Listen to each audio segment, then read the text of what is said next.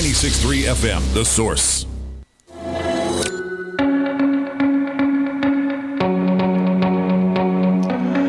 All right, 22 minutes after 11 o'clock. Thank you for tuning in. Kind of really busy here today. We are broadcasting from the Paddock Mall. I'm sure you know that. Just a lot of people coming and going. I guess it's there's a couple things going on. There's a blood drive. There's a lot of sales for Memorial Day. The Vietnam Traveling Wall is in our community. Yeah, for just the a lot of stuff happening. We have had some great relationships in the course of doing this radio show, and with some great people who've done some great things. And in the case of John Walsh, it was not only some great work he was doing, but also in the aftermath of a horrible incident. You might remember John lost his son, Adam Walsh, in a horrible kidnapping and murder down in South Florida. Callahan Walsh is John's son also. He's on the phone with Emily Vacher. Emily is the Director of Trust and Safety for Facebook, and Callahan and Emily have teamed up to talk about the National Center for Missing and Exploited Children, which was founded by John. And is your mom's name Reeve? Is that right, Rob? Rive. Callahan and Emily, good morning. Rive. Good morning to both of you. Rive, is that right? Good morning, Callahan and Emily. Good morning. That is. You there? Good morning. Good morning. Oh, there you are. Okay. Where are you guys? Where are you calling from? I'm based in New York City. Okay. Callahan, where are you? Yep, we're here in the city today. Okay. We're both here hanging out together in the city. Oh, nice. It sounds like there's a delay, so I want to apologize in case we inadvertently talk over you. It's not our intent. So tell me about today's the 25th anniversary. The 35th anniversary of Missing Children's Day. That's correct. National Missing Children's Day was first proclaimed by President Reagan in 1983 in honor of Eton Patz and many other children that were missing at the time. Eton Patz was a young boy, 6-year-old boy, the same age as my brother when he went missing, walking to a school bus stop from his home. His father was a photographer and was one of the first people to start putting out pictures of missing children.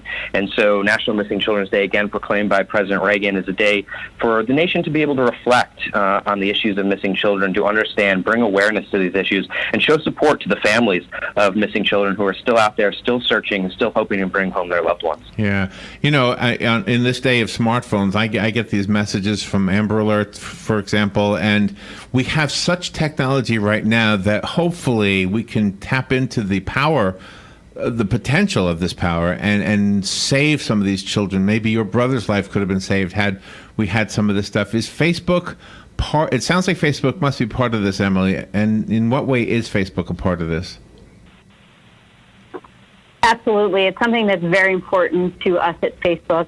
We launched the Amber Alert system, which was already in existence. It was put together back in 1996 in memory of Amber Hagerman, who was abducted out of Texas. But in January 13th, on the 19th anniversary of her abduction, 2015, we created the Amber Alert system, which allows Facebook to push the Amber Alerts to people who are in the search area where police are looking for the child and or the abductor.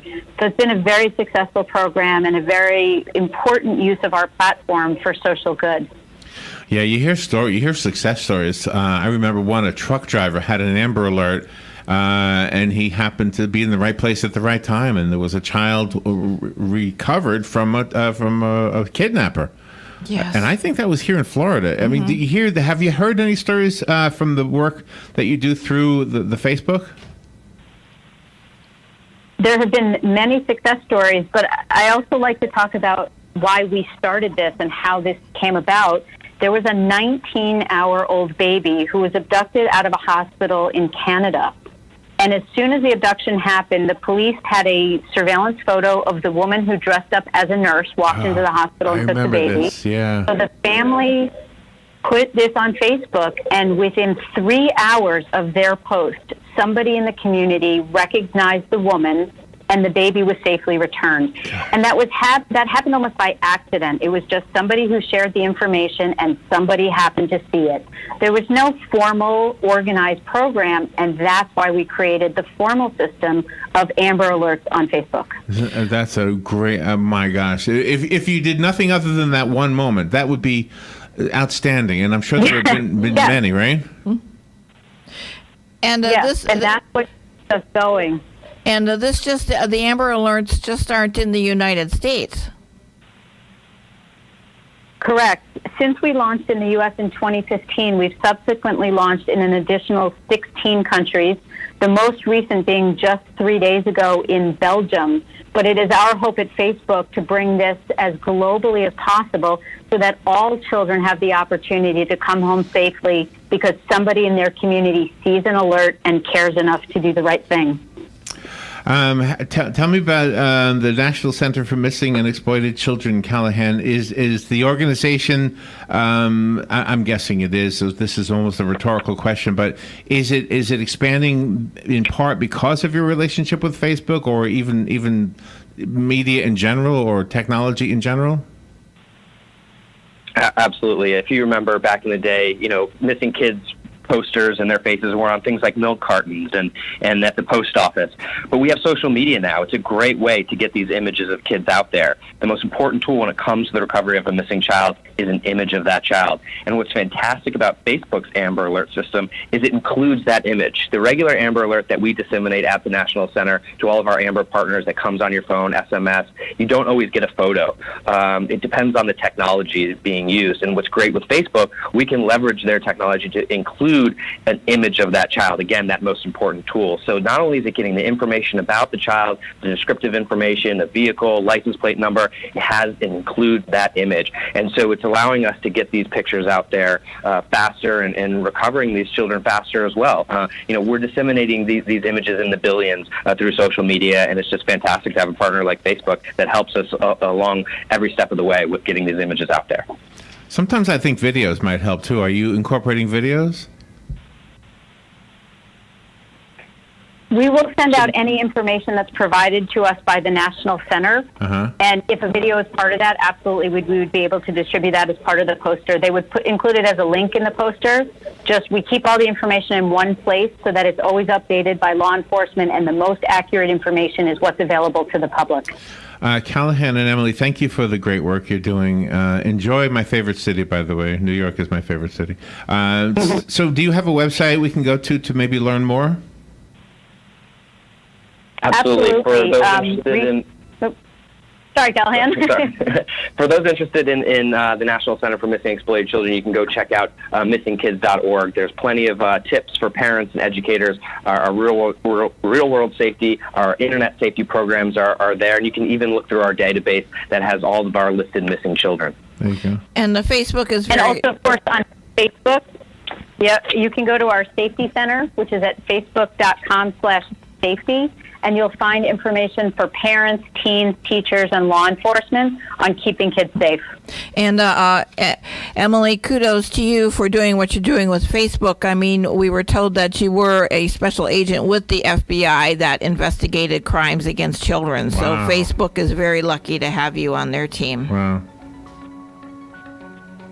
I'm lucky to be a part of such an important initiative that is contributing to keeping kids safe and protecting lives. It's really a pleasure. Callahan, I know your dad will never remember us, but please tell him we said hi. He helped us out with a kid ID campaign we did here in Ocala. We used Polaroid cameras back in those days. I don't know if you remember Polaroid cameras. That's how long ago it was, and your dad helped us with that. Yeah, he helped us, and so I'm sure he doesn't remember us, but just say some guys, some people.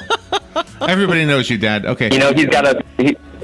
He's got an amazing memory. I'm sure he remembers you all, and I will make sure to bring it up to him and let him know that we chatted today. And thank you so much for having me. Thank you. Callahan and Emily, thank you. It's been an honor. We'll be right back.